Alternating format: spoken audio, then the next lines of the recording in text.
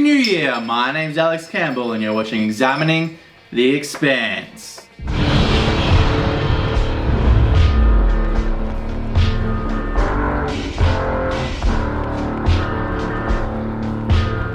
So we open with a scene depicting Drummer's despair. She obviously feels somewhat responsible for this disaster because she had Marco and then she let him go.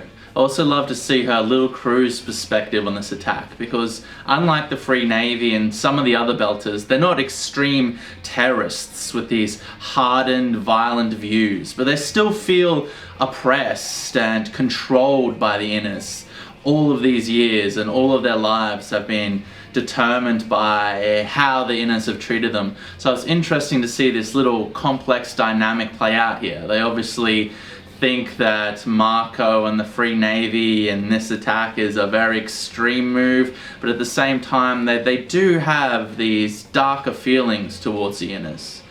Drummer then gets a message from Marco inviting her and a bunch of the other Belter factions to come together and discuss the political situation at play, and I absolutely love this. There's been a big exploration into the world of the Belters in this season, and we've got a lot more domestic moments with them, and seeing a lot more of the different factions would be absolutely interesting for me.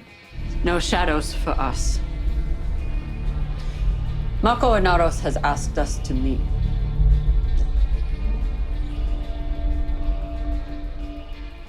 This is just some minor minutia right here, but it's very subtle yet satisfying, and they've updated the opening credits with a couple shots of the asteroid's aftermath. It's these little touches that make the Expanse so great.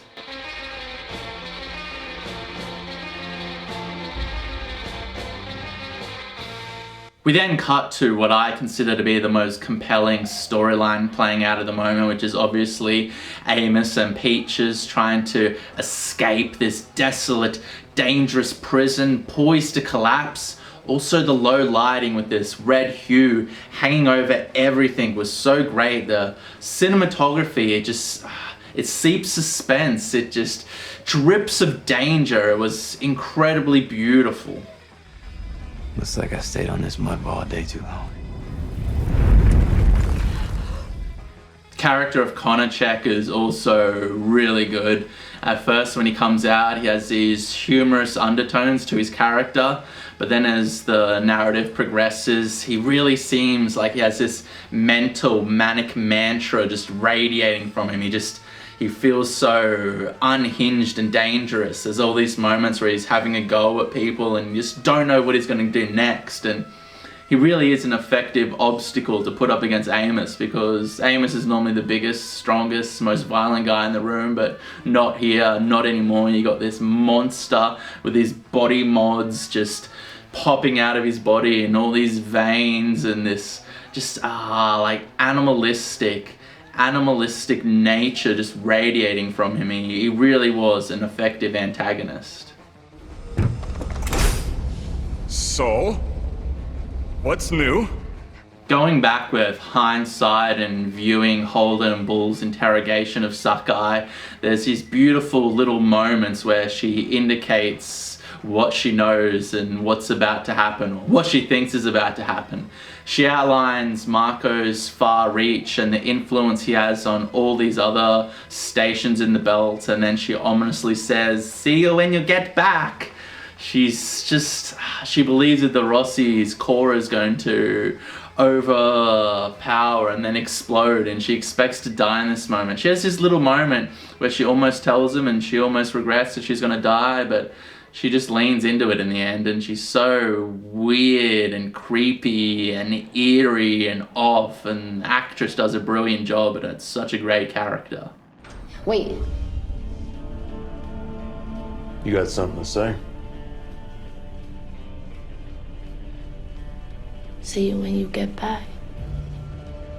I love how Amos is never visibly intimidated by Konachek, or Tiny, if you will, even though this guy is a monster, and that moment where the guard falls from the ladder Amos knows that he didn't really fall, but he's also smart enough to realize that he needs this brute and he needs his strength to escape the situation. And the characters set up here just to present a really interesting dynamic during this disaster situation with Amos and Peaches, who is completely vulnerable to everything and weak and broken, and him caring for her. Then the guards with this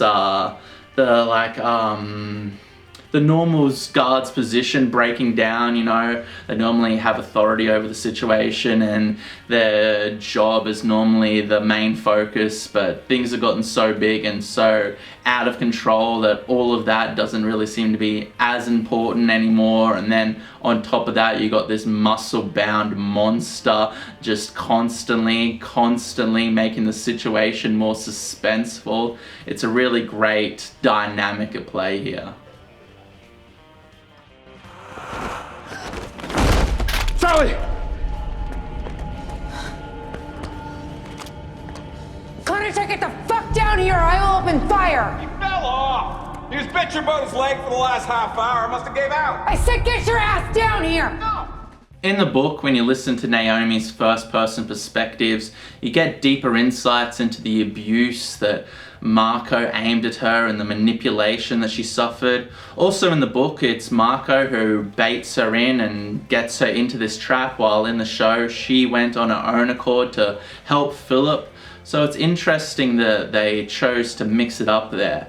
You really get all these deep, dark moments with Naomi talking about her attempted suicide and just her being a young, rambunctious youth that got in over her head, and obviously after Marco used her code to destroy that ship and kill all those people, everything just gets out of hand. And it's just, yeah, this really deep psychological examination into like domestic violence and abuse and Stockholm situation and manipulation and all of these great elements that we don't get as much of in the show. Naomi is still kind of putting out this hardened facade and being this strong, independent character.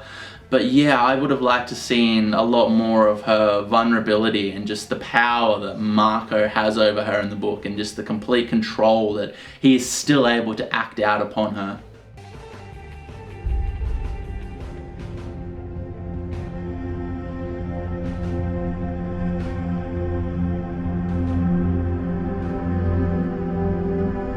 I also love this little domestic scene with Marco's crew and Naomi in this episode. This very complex social dynamic is played out with all these incredibly in-depth and well-written characters, and you got Philip stuck in the middle of it all. On one side, he's got his tyrannical father who raised him, and on the other side, you got his mother who abandoned him, and then all these other surrogate family members with differing ideals and values that have had a hand in his upbringing. And then Naomi leaves and they all leave, and we get this little brilliant moment between Marco and Philip, and Marco's body language just tells you everything you need to know about this relationship. He starts by aggressively shaking his son, and then as he sits down throughout the conversation, he just has a hold of his son, not letting him go, grasping him by the arms aggressively. And he says basically, you know, you brought your mother here and here she'll stay because I'm with you and I'm going to support you, and your emotions are all good and fine, but you can't let them rule you. Overall, the Free Navy's doctrine and this idealism is what matters most, and feelings and emotions and love, that's all well and good, but we're trying to do something far more important and extravagant and extreme and violent here, and you got to be part of it with me.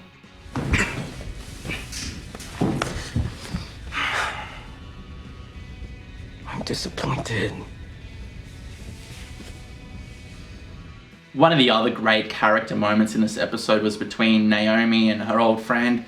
I forget his name. He's the big kind of surrogate father figure to her, and he still has feelings and sympathy towards his old friend and tries to reach out an olive branch to her, but she's obviously like, you people are psychopaths. You've just destroyed Earth, basically, to some degree, and you've captured me, so fuck you.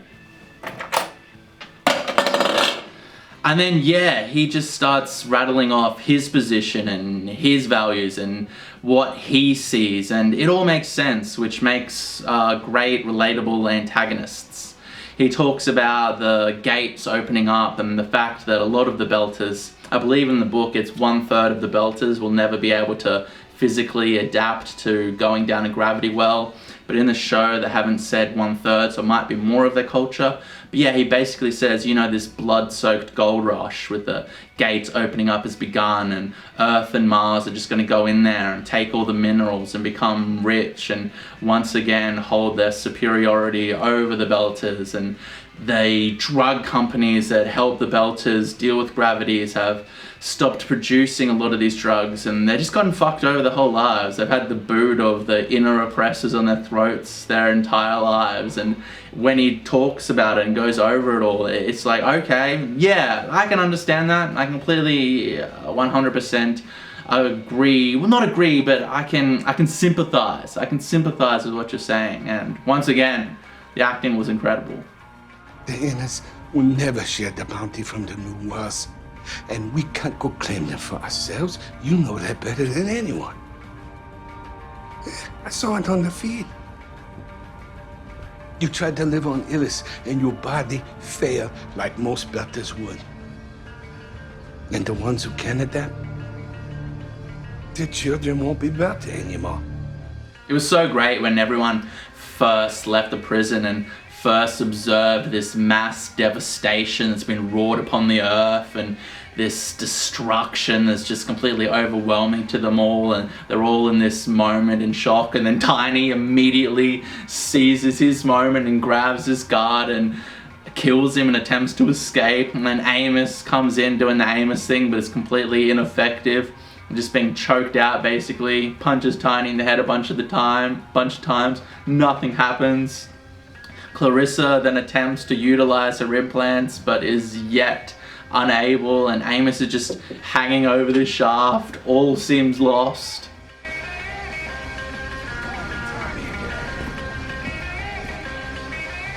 Oh my god, and then when Amos kicks Konachek in the balls and grabs him around the midsection and flips him down the shaft, it was so shocking. I laughed the first and second time I watched it. Just the way that Tiny screams and bounces off the walls of the elevator shaft as he falls, it was so shocking and so well executed. I absolutely loved it.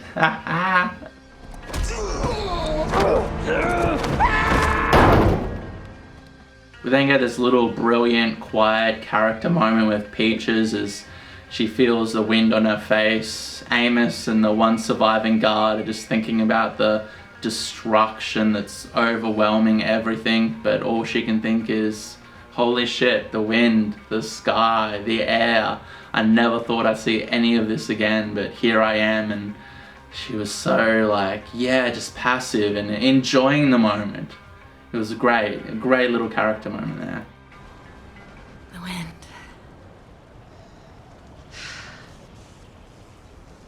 I never thought I'd feel it again. It's beautiful. Even though I've previously lamented Alex leaving, when Bull spoke up in this episode and said that he could fly the Roci and he'd be the pilot for this mission, I did get a little bit excited. I was like, oh my god, it's Bull! It's the new guy! He's gonna pilot the Roci! Which one's the pilot? Looking at him. Qualified in MLCRs for the Corps. There's a bit more to flying the Roci than a Marine dropship. I can handle it. The sequence where Naomi attempts to shank Marco was so intensely suspenseful. Just the way all the audio was muted, the way that happens to us when we're super focused on a moment, and had these great synth swirls just building and intensifying, and then Marco goes in that little corner and you've got everything laid out and his back's turned to her and she has her one moment. So well executed. And once again, Dominique Tipper, not Tripper. Dominique Tipper, she's done such a superb job during this season, and she looks so tense and so on edge, and then when she attacks her friend later on, and it's this great frantic scene where she's trying to save Holden, but you got all these like emotional undertones of her attacking her old friend, trying to save her new lover.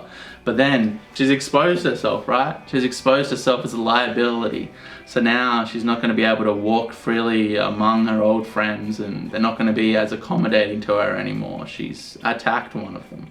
Jim, do not start the Roci drive. The reactor code's been sabotaged. It will blow if you do. I repeat, do not start the drive. I'm being held captive by Marco. I'm shutting down the reactor. We then end on a fast-paced flight sequence as Alex attempts to outmaneuver this incoming missile.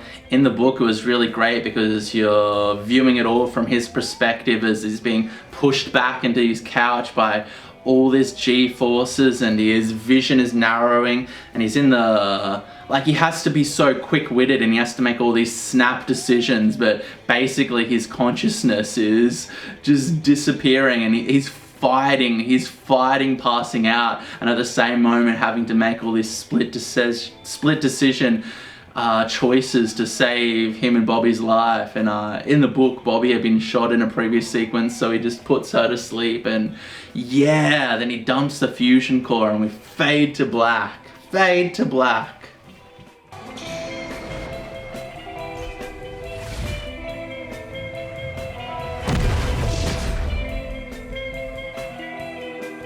In conclusion, The Expanse Season 5 continues to roll on at a great pace. The first 3 episodes were these great, slow character moments, reliving the past of all our beloved crew, and then we got episode 4, which was absolutely amazing and incredible. Even though we all knew exactly what was going to happen, they still managed to make a brilliant spectacle of it all. And then this continues to roll on at such a great pace with this tension and suspense. In the books, they reveal a lot earlier the vast devastation that has been wrought upon Earth, and I hope the show goes to the same lengths as the book does, because yeah, in the book, the Earth is really fucked up, eh? And I'm sure as the show goes on, it will slowly expose more and more information. But I mean, once again, we got some great character moments. Some of my favorite stuff was Naomi and the brilliant Marco. I loved him in this episode as well because he's come across previously as this very strong, masculine leader of men, but in this episode he had these little weird character nuances where he was quite funny and quite weird, which I enjoyed. Also, I mean, Amos's relationship with Peaches and trying to help her because he can see something of himself in her, and this 80s style prison escape as everything is crumbling around them, and once again the world of the Expanse is thrown up into the air and changed forever by these events. It's just, I mean, it's a well-written show. Alright, it's fucking December 31st. I think it's like 11ish o'clock, so I'm gonna go and drink a few more of these bad ones and watch Battle Royale. But as always, thank you for all watching, and really how about if you could like, subscribe, and in the comments telling me how I got all the facts wrong and how my opinion is null and void. I'd also like to give a little shout out to Belinda R. Thank you for commenting. I've absolutely loved our conversations, and your continuing support warms my heart to no ends. Thank you, and good night!